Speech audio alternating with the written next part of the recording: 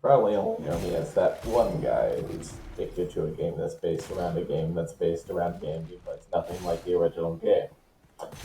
When I was writing the script for the previous scripted video on Velatro and depth in video games, I had to cut an off-topic paragraph about the replayability of Velatro. So I'm making a different video on that topic now. But instead of focusing on Velatro for 2 videos in a row, I'll talk about Gunfire Reborn. Gunfire Reborn is a personal favorite of mine. It's a co-op hero shooter roguelike with a very basic story of evil force takes over these places and you go kill it. But the story isn't what makes the game good. Also, probably just cut the story out and I wouldn't notice. Anyways, gameplay is relatively simple. Start by picking your character, in this case, Crown Prince, as you see in the background. And each character has different abilities, ascensions, and generally unique to them. The Crown Prince's abilities are Energy Orb, which is his primary ability, which behaves as a projectile that when it has a small area of effect where it lands, and anything afflicted by it will take some damage and be frozen in place.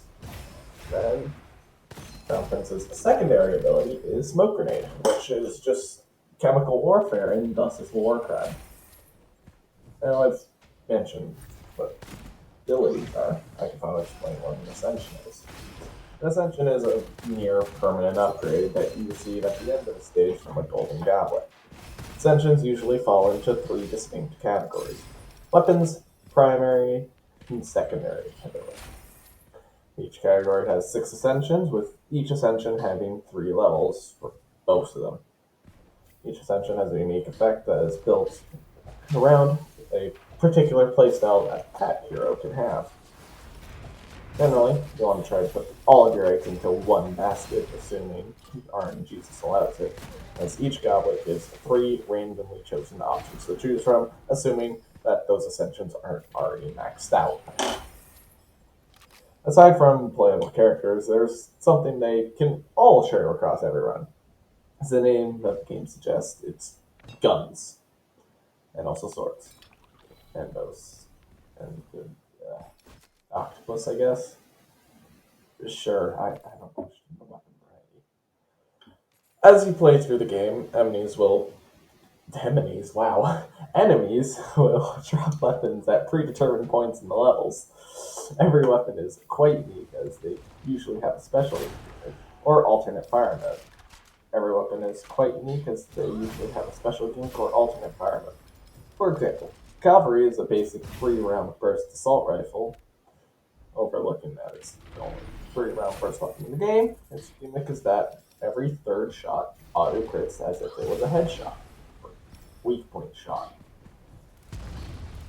The Aura Venom, on the other hand, is a pistol with a steady fire rate and good damage per shot, but its alt fire will rapidly fire whatever is left in the magazine for high damage per second. But it's a great way to run out of ammo really, really fast. Now, every weapon is almost not the same. They will have a unique combination of what's called inscriptions, which are randomly predetermined modifiers that alter a weapon's behavior and stats. For example, you could have plus 60% magazine capacity, or it could be way more complicated, like, quote, reduce the magazine capacity to, if the first shot kills, refund the ammo spent. The second shot in the magazine has plus 200% lucky shot. And that 200% more lucky shot effectively gives it 3 times more damage. For inscriptions, there's a category called Gemini inscriptions, which requires both weapons in the first and second slots to have the same Gemini for it to take effect. Geminis are sometimes stronger than regular inscriptions, and usually combine 2 stats of both weapons, such as combine both weapons' critic stat, which is used to determine damage, when shooting a weak point, or other crits like the caliber. Now, there's 3 more things I'd like to quickly talk about before talking about the replayability of the game. Firstly, elemental effects are debuffs that can be inflicted by certain weapons, like the Aura of Venom, and abilities like the Smoke Grenade. The 3 effects are Fire, Corrosion, and Shock, which breaks the standard Fire, Water, Grass trifecta in so many games. Thanks, Pokemon. Each of these effects have different effects, for lack of better words. Corrosion slows massively, shock increases damage taken by about 10%, and fire is a constant damage over time. These effects can be combined into what's called fusion effects, such as miasma, which is a combination of corrosion and shock, and it's a percent-based damage over time that stacks up to 9 times. Then confusion, which is shock plus fire, which makes the target attack other enemies. And finally, combustion, fire plus corrosion, which just makes them explode. It's pretty goofy. The second thing I'd like to talk about is scrolls. Scrolls are similar to Ascensions, except any character can have them. Scrolls can help with power scaling, like inscriptions, goblet upgrades, Ascensions, I don't know what you call them. Yeah. Weapon inscriptions. Most scrolls also have a passive effect, such as Ostrich Rider, which grants plus 50% movement speed, a small downside of plus 300% dash cooldown. These scrolls can generally have weaker effects relative to Ascensions. So that means Ascensions are generally going to be your main form of power scaling. Finally, I'd like to briefly touch on the level design. Every run goes through 3 acts, or biomes, if you will. The first act takes place in the Long Moon Tomb, which is essentially one of those tombs in China with the Terracotta Armies, except the Terracotta Army is actually alive and he wants to kill you for some reason.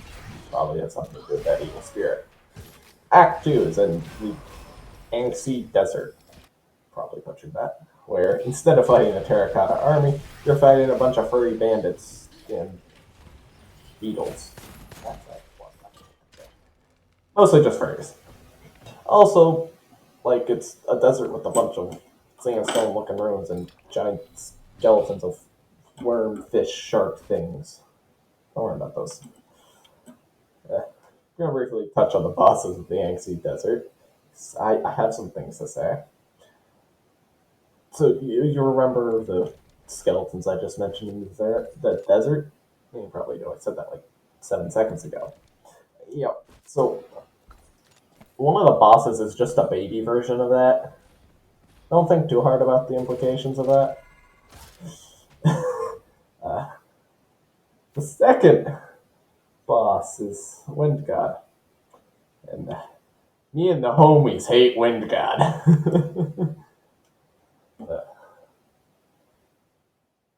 Final act, Act 3, takes place by the ocean or something. I don't know what the coast is like in China, so I really don't know. It's called Duo Ford, and it's very green with bamboo and traditional Chinese buildings, I guess. I don't know much about. I don't know much about Chinese history or historical architecture. Architecture? What the hell? uh, at least it doesn't have traps like the previous 2 acts, so that's a win. Oh yeah, I also guess there's Act 4, Hyperborean Jokel, but like, yeah, unlock that, and it's technically you can win on after beating Act 3, so like, just gloss over it. Anyways, gameplay is pretty simple at its core. Run around, shoot guys, use abilities, get loot, become stronger before you get outscaled and die horribly to an obvious spike trap on the floor. The gameplay isn't that special. Now, what makes me always come back to the game and play it for hours on end is, firstly, you shoot some dudes, and as proven by many FPS games, that's like the best shit ever. Secondly, it's roguelike. Every time you click play, it'll be different. You always get different weapons, ascensions, scrolls, and map layouts every time. It's the fact that it's the variation. It's every time you click play. That it's beautiful. It's why I love roguelites. It's why I keep playing Balatro for hours on end.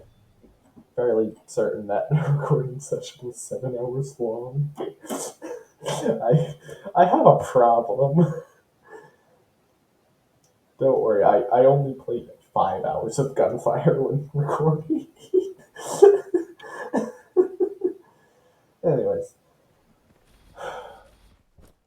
Oh, I probably I don't know if I mentioned this in the intro, but the game's co-op. You can bring up to like 3 friends or play with 3 random people using the quote matchmaking feature. I mentioned that this game's English localization is absolutely terrible, and you know what? It's perfect. Please do not fix it. Gunfire devs, don't fix the bad English localization. It's part of the game's charm. Now, the final piece of the puzzle is build variety. You can make a build based around a specific weapon or weapon type or a specific ability in your hero's kit. Once again, because almost every aspect of a run is going to be random, these builds will vary slightly, making them still feel fresh, even if it's the 6th time in a row where you've been spamming Q as Crown Prince. Uh, at the end of the day, there's a reason why I have 260 hours in Gunfire and climbing. Keep in mind that I do go outside and touch grass more often than most CS:GO players. What the hell is the game even called anymore? Like, didn't they do like an Overwatch 2 with Counter Strike? Whatever. Those CS:GO players are also like the same kind of people who complain about video games not being fun anymore after playing for 20,000 hours of the same game. Try something new, bro. Maybe like that. Give it a try. At the end of the day, variation is probably the key component of replayability. Well, that's it. Outro time. Ooh. You made it to the end of the video. Good job. These outros are still going to be unscripted because my humor just cannot permit it being scripted for some reason. Which is probably for the worse. Yeah, alright. Thanks for watching. Drop like, subscribe, comment, I don't know.